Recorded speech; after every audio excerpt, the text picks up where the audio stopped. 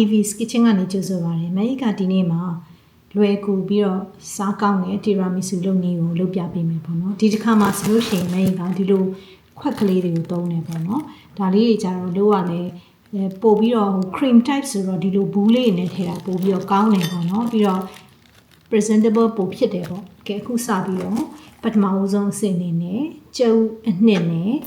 တကြား50 gram ပေါ့နော်။သွားပြီးတော့80 degree ထိအောင်ပူပေးကြမယ်နော်။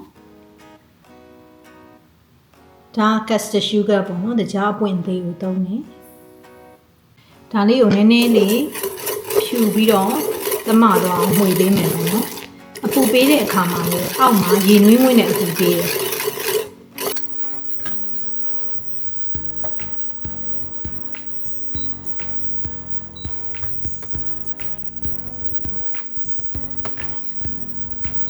ကဲကျုပ်ကလည်း80 degree centigrade ရောက်သွားပြီဆိုတော့မီးပေါ်ကနေချပြီးတော့အေးသွားအောင်ခဏလေးစောင့်ပေးကြမယ်နော်ဒီမှာ sponge finger တွေကိုစိမ်ဖို့အတွက်ဆိုရင်မဲကြီးက espresso coffee ကိုသုံးထားတယ်ပေါ့နော်ရိုးရိုး instant coffee ကိုလည်းဖြော်လို့ရတယ်ဒါကတော့1 cup ဆိုတာ200 ml နီးပါးပေါ့နော်180 ml လောက်ရှိမယ်ဒီထဲကိုဒါက castor sugar စပွဲစွန်းတစုံခွဲလာပြီးတော့ထည့်ပေးလိုက်မယ်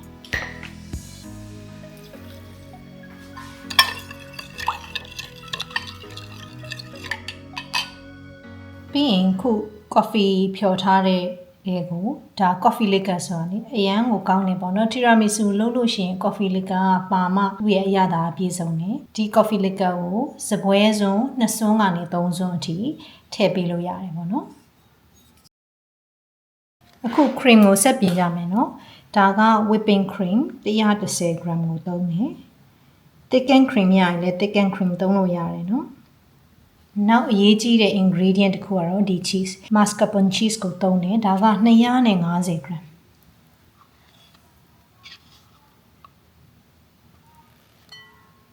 cream cheese နဲ့လည်းသုံးကြပါတယ်ဒါပေမဲ့ဒီ cheese ကပို့ပြီးတော့ tiramisu အတွက်ပို့ပြီးတော့တင့်တော်တယ်ဒါပဲအသုံးများကြတယ်ပေါ့နော်တစ်ခါလေဒီဟာမရရင်တော့လေ cream cheese နဲ့အစားထိုးလို့ရပြီလေအရသာကတော့ကွာတယ်နော်ဒါကိုနည်းနည်းလေးပြစ်သွားအောင်ဆက်ကလေးနဲ့မှွေကြမယ်နော်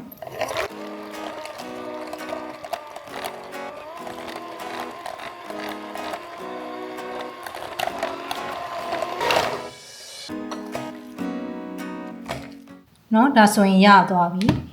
ဒီထဲကိုခုနကလှုပ်ထားတယ်ဒါကြက်ဥနဲ့တကြားနဲ့ဟာရောထည့်ပေးမယ်အခုဆိုရင်သူ့ရဲ့အပူချိန်က30 degree ပတ်ဝန်းကျင်ရှိနေပြီပေါ့နော်ဒီထက်ပူရင်တော့ cheese တွေလည်းပျော်သွားနိုင်တယ်ပေါ့နော်အဓိက cream ပေါ့ cream ကလည်းသူကအေးမှဆိုတော့အရန်ပူတာနဲ့တွေ့ရင်အဆင်မပြေဘူးပေါ့နော်အဲ့တော့30 degree အထိရအောင်စောင့်ပေးကြမယ်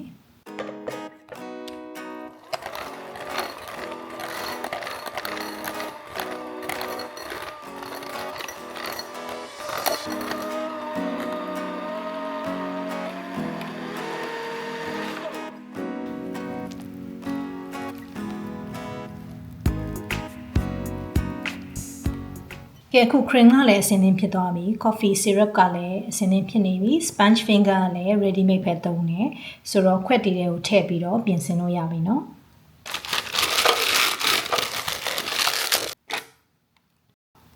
cream ကို piping bag ထဲကိုထည့်လိုက်ခြင်းအပြင် assembly လုပ်တဲ့နေရာမှာပို့ပြီးတော့လွယ်ကူစေတယ်ပေါ့နော်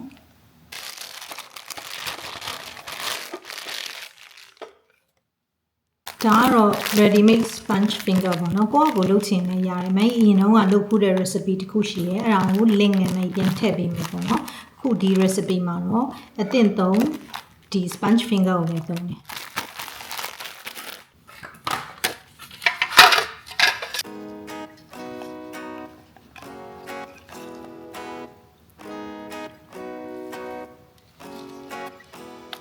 ပထမအဆုံး sponge fingerတလွှာကိုဒီလိုလေးလာထည့်လိုက်မယ်ပေါ့နော်ဒီကောင်ကသူကနည်းနည်းလေးရှည်တဲ့အခါကျတော့တစ်ခုနဲ့နည်းနည်းအပိုကိုသုံးရတယ်ပေါ့နော်ပြီးရင် cream လေးကိုလာဖြည့်ပေးမယ်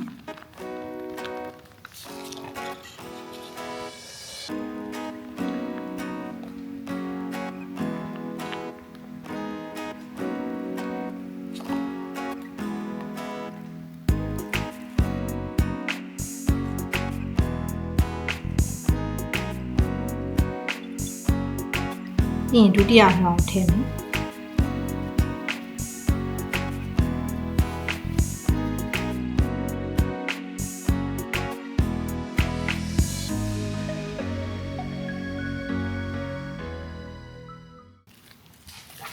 ကဲကျန်တာတွေကိုလည်းဒီတိုင်းပဲဆက်လုပ်သွားကြမယ်နော်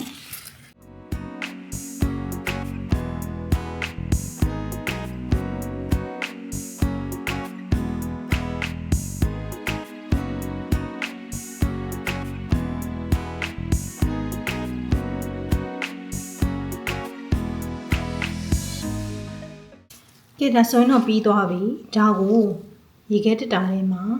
2 နာရီလောက် chill လုပ်မယ်စားကန်ပြီးမှကိုကိုပေါင်တာလေးဖြူလိုက်ရင်တော့အဆင်သင့်ဖြစ်သွားပြီเนาะ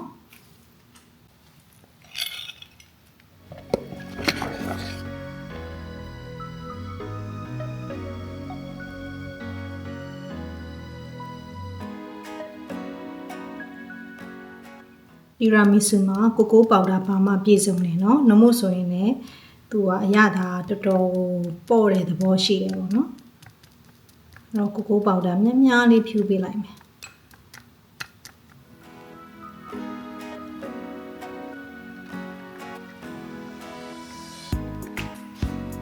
ကဲအခုဆိုရင်မင်းတို့ရဲ့ tiramisu in a box အစင်းနဲ့ဖြစ်သွားပါပြီဘာမှလည်းမခက်ဘူးเนาะလွယ်လွယ်လေးမို့လို့အားလုံးအဆင်ပြေပြေလိုက်လုပ်နိုင်ကြမယ်မျှော်လင့်ပါတယ်မင်းတို့နောက်မှဆုံကြမယ်เนาะ